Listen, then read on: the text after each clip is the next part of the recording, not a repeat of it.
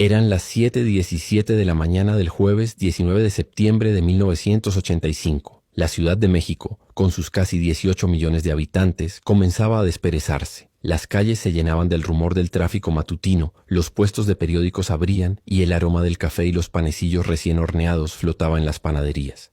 En las oficinas, los primeros empleados llegaban, encendían luces y máquinas de escribir. Era un día como cualquier otro. O eso parecía. Fue entonces cuando la tierra, sin aviso, sin piedad, rugió. No fue un temblor. Fue un quejido profundo, un gruñido monstruoso que surgió de las entrañas del planeta. Un sonido que nadie que lo escuchó pudo olvidar jamás. Un estruendo sordo y a la vez estridente, como si la propia ciudad estuviera siendo desgarrada. El movimiento inicial fue una sacudida violenta, vertical, un golpe seco que lanzó a las personas y los objetos por los aires. Luego, en cuestión de segundos, llegó lo peor, el vaivén. Un balanceo lateral infinito, hipnótico y aterrador. La ciudad entera se convirtió en un barco de pesadilla en medio de un océano de concreto. Desde las alturas de los edificios, el espectáculo era dantesco. La tierra no temblaba, ondeaba. Se podían ver ondas viajando por el asfalto como si fuera la superficie de un lago. Los rascacielos más modernos se mecían como juncos, describiendo arcos de varios metros. Los postes de luz se doblaban hasta tocar el suelo con sus cables. ¿Y el sonido?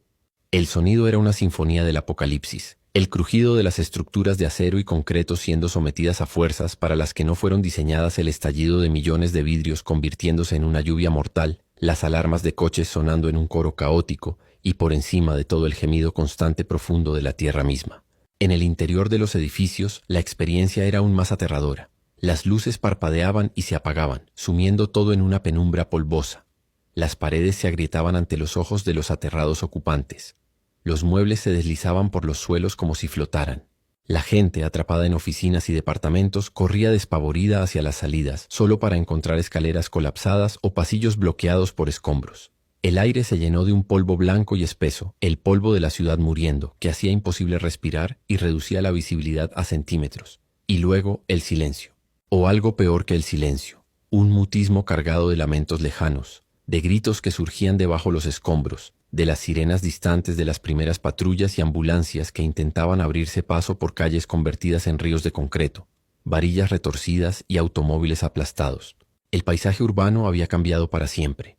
Edificios emblemáticos, símbolos del progreso y la modernidad de la ciudad, se habían convertido en tumbas colectivas. Trabajaba en el edificio Nuevo León, en Tlatelolco. De repente todo se movía. Era imposible mantenerse en pie. Recuerdo el sonido. Un crujido horrible como si el mundo se partiese en dos. Luego, un golpe seco y la oscuridad.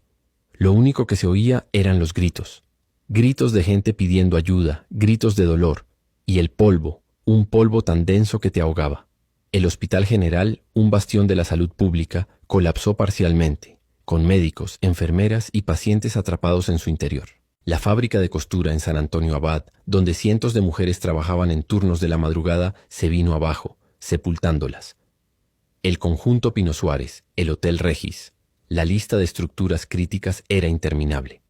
Pero en medio de la tragedia, en las horas y días siguientes nació algo. Algo que definiría el carácter de los mexicanos para las generaciones venideras. Mientras la autoridad se tambaleaba, paralizada por la magnitud del desastre y la pérdida de sus propias estructuras, la sociedad civil se organizó. Fueron los ciudadanos comunes, los jóvenes, los estudiantes, las amas de casa, quienes, armados con palas, picos y sobre todo con una determinación feroz, se convirtieron en los verdaderos héroes. Se les llamó los topos, y se colaban entre los huecos de la muerte con una valentía sobrehumana, arriesgando sus vidas para salvar a desconocidos. No esperamos a que nadie nos dijera qué hacer. Simplemente fuimos. Llegabas a una montaña de escombros y veías a decenas de personas ya trabajando. Pasábamos cubetas con escombros de mano en mano. Cuando alguien gritaba ¡silencio!, todos nos callábamos al unísono, conteniendo la respiración, esperando oír un golpe, un gemido, cualquier señal de vida. Y cuando sacábamos a alguien con vida, no hay palabras para describir esa sensación. La radio fue el cordón umbilical que mantuvo viva a la ciudad. Locutores como Javier Solórzano se convirtieron en héroes anónimos, transmitiendo sin parar, leyendo listas de nombres de personas localizadas, pidiendo ayuda específica. Se necesitan vendas en tal sitio, Faltan medicamentos en tal hospital. La XCW se convirtió en el centro de mando no oficial de una ciudad herida pero luchadora. La cifra oficial de muertos nunca se supo con exactitud.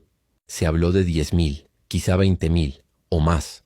Fueron días de morgues improvisadas en arenas de lucha libre, de ataúdes blancos apilados en las calles, de un olor que se impregnó en la memoria colectiva.